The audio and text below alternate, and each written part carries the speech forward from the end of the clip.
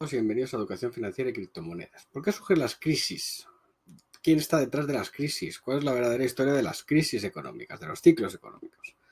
Bueno, estamos en un sistema de dinero-deuda y claramente el origen de las crisis, de los ciclos, es que el dinero se emite como deuda, ¿vale? El resto de cosas son explicaciones muy interesantes para justificar el por qué tienes que pagar impuestos. Pero bueno, entonces, este artículo nos va a servir como introducción para dar nuestra opinión, ¿vale? ¿Qué nos dice? Dice, las crisis podrían tratarse de ciclos económicos recurrentes, ¿vale? Siempre nos toman por sorpresa. Pero evidentemente lo que pasa es que la gente se cree que el mundo siempre, todo es expansión, todo es felicidad, todo es bondad, todo es maravilla. Pues no, bueno, ¿vale? Lo que pensamos es que los periodos de auge son eternos. Entonces, no. Los periodos de auge se llevan o se combinan, tal y como está estructurado el modelo capitalista, con periodos de contracción. Expansión, contracción. Hay una teoría de ciclos que se ve muy gráfico, y hemos hecho algún vídeo, lo dejaremos, que van periodos contractivos con periodos expansivos. Y todo se va repitiendo constantemente. ¿Qué pasa? Que la fase de expansión siempre es es una gran alegría para todo el mundo y la fase de contracción es un gran shock, ¿vale?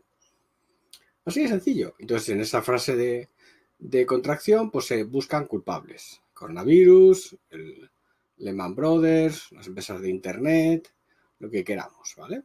Lo importante es que tenemos que ver que estos ciclos, a día de hoy, con el modelo actual de economía, son normales, ¿vale? Los ciclos son normales. ¿Y qué es una crisis? Bueno, pues una crisis es un periodo, digamos, de vacas flacas, ¿vale? De vacas flacas. La última crisis, que tampoco es real, es del año 2008, ¿vale? La crisis financiera de Lehman. La economía se contrajo considerablemente y ahora en la pandemia del coronavirus, pues se estima que la contracción va a ser bastante mayor. ¿Por qué? Porque le añade un componente de restricción de movilidad por un tema de salud, ¿vale? Tenemos por contra una economía basada en la movilidad y en el intercambio de bienes y en la circulación del dinero. Si no nos podemos mover y no nos dejan mover y no podemos intercambiar y hay unas medidas que nos restringen la movilidad, entonces no podemos hacer nada. O sea, ¿cómo trabajamos para la recuperación económica? Pues es muy difícil, ¿vale? Si todo se basa en movimiento y en intercambio de bienes y servicios, y no los hay, al menos los físicos, los digitales son más sencillos, pues entonces tenemos un problema, ¿vale? Entonces, ¿dónde estamos? ¿Vale? Comparado con la Gran Depresión, tras los años 20 llega la Gran Depresión, ¿vale? La expansión posterior a la Primera Guerra Mundial. En el año 29, pues se produce el crack, y a lo largo de 3-4 años la bolsa pierde más allá del 50%, ¿vale?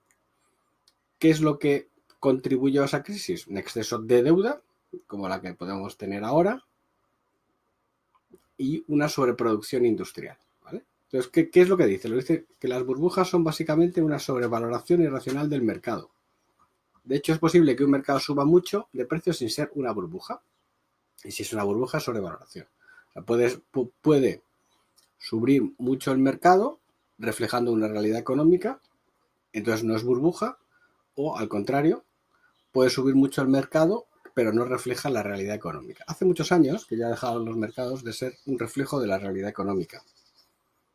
Es decir, ¿por qué?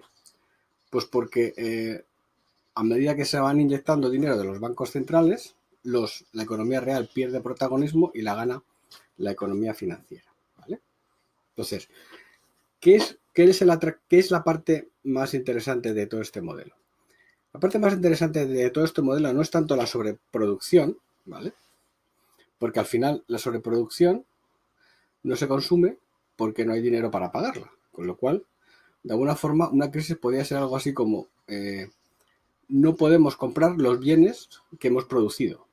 Fijaos, tienes los bienes, tienes la gente que lo quiere consumir, pero no hay el dinero necesario para consumirlos. Entonces, de algún sitio tendrá que salir, ¿vale? Entonces, ¿cuál es el otro problema? El otro problema es la deuda, ¿vale? La deuda que genera ciclos. La deuda que es de consumo y no es de inversión. Pero bueno, esta la deuda es un poco relativo. También nos han hecho creer, la deuda te la tienen que dar. Es decir, si yo tengo 1.000 y me quiero comprar un Ferrari que cuesta 10.000, tengo que ir al banco a pedir los 9.000 que me faltan, y si el banco me lo da, está contribuyendo a esa mala deuda. Si el banco no me lo da, digamos que está contribuyendo a que yo no me endeude. Con lo cual, de alguna forma, la deuda viene propiciada por un sistema financiero que le interesa o no que tú te endeudes. Entonces, si no te endeudas, si no te deja endeudarte, no hay ningún tipo de problema de deuda. ¿Cuál es el problema original de la deuda? No es tanto ahí, sino el problema original de la deuda es que todo el dinero hasta ahora se estaba generando con intereses. Es decir, te hago un préstamo, la deuda del Estado, te la compra el Banco Central, te presta dinero, pero a cambio de un interés, hasta no hace mucho tiempo. Con lo cual, si hay 100 prestados, pero tienes que devolver 102, pues no hay posibilidad de devolver 102 porque solo en la economía hay 100. Con lo cual, hay una dinámica digamos, de incremento de deuda en la medida que para devolver 1.000 necesitas, o sea, para devolver 1.001, si solo tienes 1.000, pues tienes que pedir préstamos, luego tienes que devolver 10.000, pero solo hay 9.000, y así sucesivamente, cada vez se pide más dinero, pero se tiene que devolver más por los intereses. Ahora estamos en un periodo donde parte de esa deuda se está emitiendo tipos negativos, con lo cual pides 1.000 y tienes que devolver 999. Esto es fantástico, ¿vale? Se reduce, ¿vale? Entonces, pero el problema de la deuda es que la mayoría, sobre todo los particulares y muchos estados, pues tienen que devolver un dinero que no tienen, ¿vale? Que no tienen. Entonces, y no son los que no tienen, sino que además los ingresos disminuyen porque no hay movilidad, no hay circulación del dinero, o sea, no. Tú tienes una maravillosa terraza en la Puerta del Sol o en la Plaza Mayor y no puedes abrirla, con lo cual no puedes ingresar, con lo cual si no puedes ingresar no puedes pagar, si no puedes pagar tienes default en tus deudas, te pueden quitar el negocio, pero además echas a la calle un montón de gente que tampoco puede pagar sus deudas. Y luego, adicionalmente a todo esto, si no hay movimiento, los activos bajan, las valoraciones de los activos bajan, los préstamos que te podrían hacer en función de esos activos, en lugar de prestarte 1.000, te van a prestar 400. Y entonces es una dinámica de vamos todos a menos. Fijaos, una dinámica de contracción. No hay ingreso, no puedo pagar las deudas, mis activos disminuyen, todo esto, las deudas se convierten en más pesadas porque yo tengo menos activos, con lo cual no puedo pagar y eso cada vez representa más cosas y al final es una, digamos, una expansión, ¿vale? Fijaos, se despide al personal, es una expansión de la deuda y de la crisis. Entonces, también eso que incide en recortes de producción o la sobreproducción, ¿vale? Estos recortes de producción, porque claro, no se compra, hacen subir los precios, generan inflación, también genera escasez, ¿vale? También hay una sobreproducción que baja los precios, pero claro, esa producción de que se haya producido mucho de una cosa, tienes que bajar el precio para venderla, también hace que los negocios sean menos rentables y esto hace que en los mercados digamos que la necesidad de gente se reduzca, ¿vale? Independientemente de que hoy en día hay una automatización, cada vez se reduce y se necesita menos gente porque los negocios son más rentables y porque se pueden automatizar. Por ejemplo, la crisis del 2008 hubo un recorte de petróleo, de producción de petróleo porque ya no se necesitaba. En muchos países, poco crecimiento, bajos salarios, burbuja, endeudamiento, ¿vale? Entonces, todo eso se lleva a la economía real que automáticamente te la cargas, ¿vale? Si no hay ingresos, los activos cada vez valen menos, el peso de la deuda cada vez es mayor, entonces tú no mueves la economía real porque destinas casi todo a pagar tus deudas. Ojo, pagar tus deudas cuando hay partes de la economía que tienen, digamos, bula papal para no pagar esas deudas o para cada vez esas deudas representen menos porcentaje, ¿vale? Por ejemplo, es decir, tú pides un préstamo al Banco Central Europeo a día de hoy, te lo puede dar en cosa tipo negativo, perfecto, pero tú vas a pedir un préstamo a un banco, igual te cobra un 6, lo cual es fantástico, ¿vale? Entonces, hay pocos ingresos, el peso de la deuda cada vez es mayor, ¿vale? Con esta crisis, con el coronavirus, hay una caída de la demanda por el confinamiento, o sea, la gente no consume, ¿vale? ¿vale? No consume, claramente. No consume, con lo cual si no consume, pues todo lo que es la manufactura se convierte que no es necesario. Dos ejemplos claros. Todos los productos de China y todo el petróleo. Hay una sobreproducción porque ni se consume petróleo ni consume todo lo que viene de China. ¿Vale? Soluciones. La solución clásica, la solución de la Gran Depresión, es estimular la demanda sacando dinero a la calle.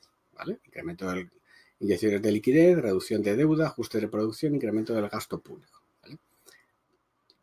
Entonces, el gobierno, ¿qué hace? Implementa políticas fiscales y monetarias de emergencia. El gobierno, como el español, solamente políticas fiscales, y la política monetaria la hace el Banco Central Europeo, prestando dinero a Manta, ¿vale? Y en teoría a un tipo de interés bajo o nada. Pero claro, de esto siempre hay, digamos,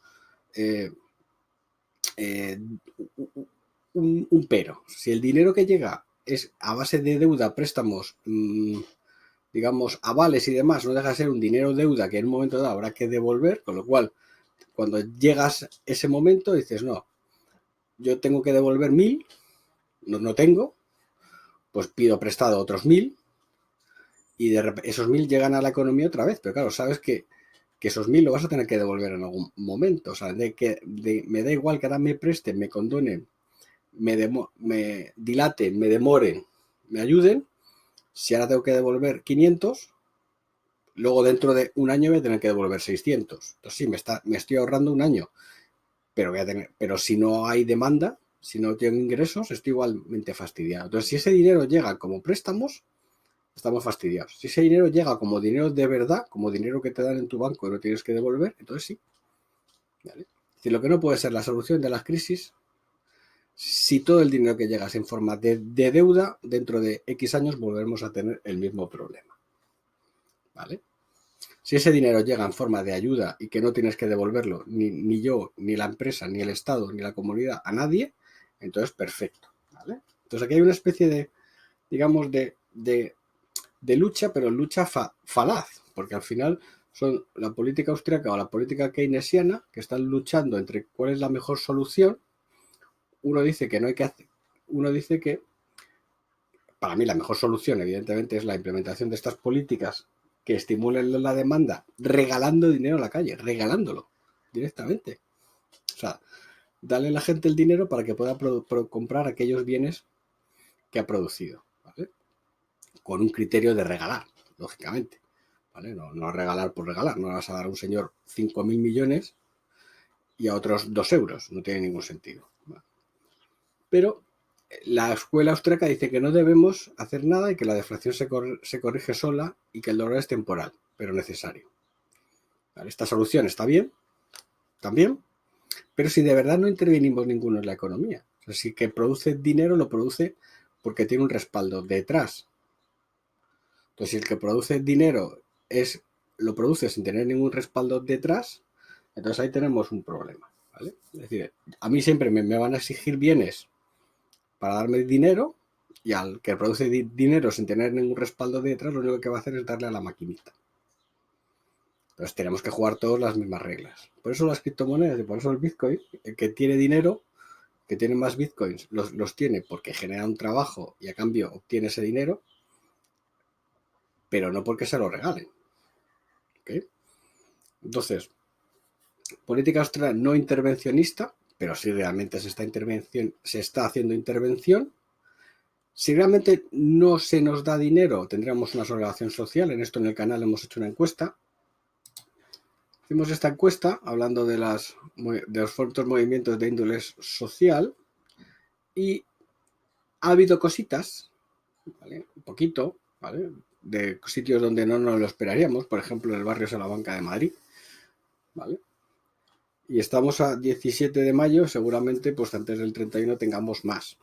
Sí que es cierto que los movimientos de índole social son relativamente flojos, bastante flojos. De momento estamos bien domados, cosa que se agradece de cara al futuro, que no haya, pues eso, que estemos domaditos y que nos extingamos adecuadamente, ¿vale? Como se extinguieron los dinosaurios, pues nosotros también. Una extinción ordenada y adecuada, sin molestar demasiado y haciendo caso a los que por nuestro bien nos ayudan. Entonces, si no hay esa política de estímulo de la demanda sacando el dinero a la calle, que no nos engañemos, el estímulo de la demanda sacando el dinero a la calle es para comprar comida, pagar la luz, el agua, el teléfono, el gas y la casa. O sea que no es para irnos de vacaciones a Canarias, que también se lo agradecerían los de Canarias, ¿vale? Entonces, tienen que intervenir, tienen que darnos, estimulando la demanda, o de la otra forma, que está en esta crisis llegando, es reduciendo la demanda. ¿Cómo se reduce la demanda? Bueno, pues yo creo que a pocas palabras, con una buena enfermedad, se reduce radicalmente la demanda, que está bien, oye. Como todos, si somos muchos y sobramos la mitad, porque estamos cargándonos el planeta, reduzcámonos la demanda, porque ya no hará falta alimentar a la mitad del planeta. Pero bueno, tomándonos por cuenta que seguramente esta sea un poco barbarie, este tipo de solución, que todo llegará, pues la solución a esta crisis, como siempre ha sido, es estimular la demanda con inyecciones de liquidez, con gasto público, con reducciones de la deuda, y esperemos que no nos suban los impuestos demasiado, ¿vale? Pues si no nos suben mucho, pues habrá que buscar soluciones para que esos impuestos pues sean menos los que haya que pagar, ¿vale? Y esto es así, el ciclo es así mientras sigamos trabajando con dinero, deuda y con una expansión y una contracción, ¿vale? Si no habría ningún tipo de problema si esta expansión del dinero deuda fuera infinita, o sea que siempre la deuda fuera más de una forma lineal, es decir, y que realmente no hubiera más que pagar los intereses o ni siquiera devolverlos. Es decir, inflación, pago los intereses, ese dinero que debo, como cada vez hay más, porcentualmente es menor, y así de sencillo. O sea, no es lo mismo deber 1.000 pesos de hace 10 años que 1.000 pesos de ahora. Pues claro, ese criterio es perfecto. Yo debo 1.000 pesos de hace 10 años y me costaban 5, ahora debo 1.000 pesos de ahora y me vale 5, me cuestan 3,5. Pues cojonudo. Pues me puedo endeudar en otros 500 para seguir teniendo un peso de 5 en mi cartera, ¿vale? Eso ya se ha acabado, esa parte ya se ha acabado, o bien llega la inyección directa, sin deuda, sin tener que devolverlo, ¿vale? O bien nos vamos a guardar el dinero en activos, digamos, deflacionistas, que en teoría no deberían de influir en la deuda y que deberían de ser anticíclicos. De hecho, siempre deberían de ir a más, ¿vale? Porque serían cada vez más escasos en la medida de que se van perdiendo por el camino unos cuantos. Así que, si no hacemos esto, dar dinero, tendremos la sublevación social habitual en estos casos. Como vamos a reducir la demanda, pues seguramente esta sublevación social se reduzca porque no habrá tanta sociedad que se subleve, porque ya quedaremos menos. ¿Cuándo se parará esto? Ni idea, pero todo el mundo apunta al 2030. Así que un abrazo y hasta siempre.